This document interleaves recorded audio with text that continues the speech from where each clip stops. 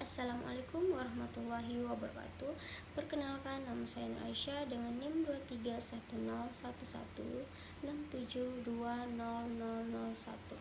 Di sini saya akan memaparkan kembali materi fonologi yang sudah dipresentasikan oleh kelompok 4. Yang pertama, pengertian fonemik. Fonemik adalah kajian atau analisa bunyi bahasa dengan memperhatikan statusnya sebagai pembeda makna. Bunyi bahasa yang diucapkan oleh manusia akan memiliki pembeda makna pada setiap bunyi bahasanya.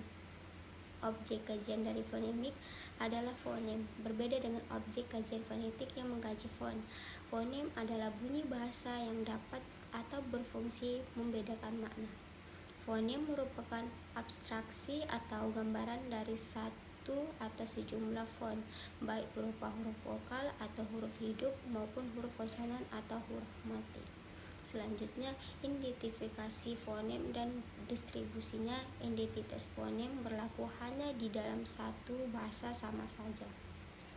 Dasar bukti identitas fonem adalah apa yang dapat kita sebut fungsi pembeda sebagai sifat khas fonem.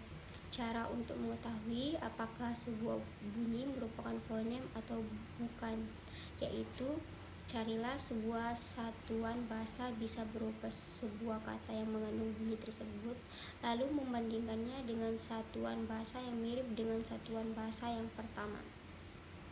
Distribusi fonem terbagi menjadi 3, yaitu yang pertama distribusi vokal, yang kedua distribusi diftong, dan yang ketiga distribusi konsonan.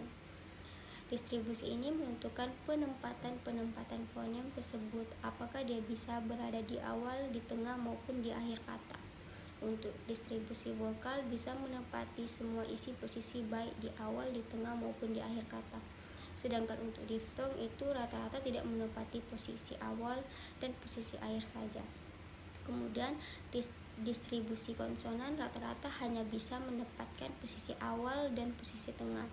Kemudian pembahasan selanjutnya yaitu identifikasi olofon dan distribusinya.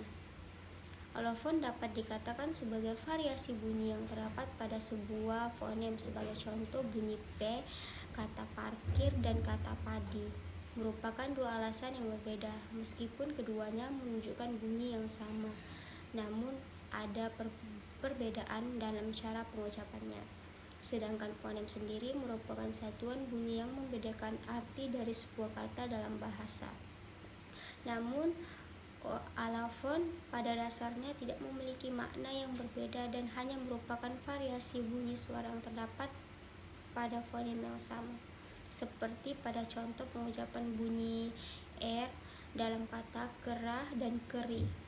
Pengucapan bunyi tersebut berbeda dengan tidak mempengaruhi makna dari masing-masing kata. Yang terakhir, gugus dan deret fonem. Gugus fonem adalah dua buah fonem yang berbeda tetapi berada dalam sebuah silabel atau suku kata, sedangkan deret fonem adalah dua buah fonem yang berbeda meskipun berada dalam silabel berbeda namun letaknya berdampingan. Sekian dari saya. Assalamualaikum warahmatullahi wabarakatuh.